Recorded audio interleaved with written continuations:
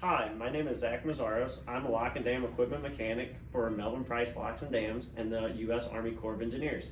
Today, we are pouring concrete for our new liftgate installation at Mel Price Lock and Dam in Alton, Illinois. The reason for pouring this concrete for the new liftgate installation is we formerly had a 3 liftgate system and we are going to a 2 liftgate system where the 2 liftgates will be 2 larger liftgates rather than 3 smaller liftgates, which will cut down on maintenance because we have less pieces of equipment to maintain, and they will be larger and be able to handle the increased forces that are applied to them. We will also be able to operate more efficiently because we will only be moving 2 lift gates for lockages rather than moving all 3.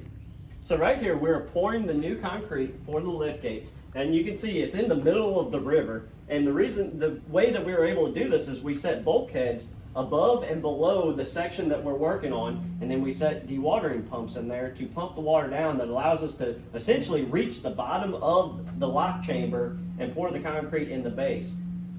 We have to shut down this section of the river on the main chamber to do this. But if you look past me, you can see the auxiliary lock chamber, which is still open. So we are still able to lock boats while we are performing these major repairs. Completing a project of this scale requires many different entities to work together so we can accomplish the task safely and efficiently. On this project here, we've had Rock Island District, St. Louis District, and contractors all working together to complete this job as efficiently as possible.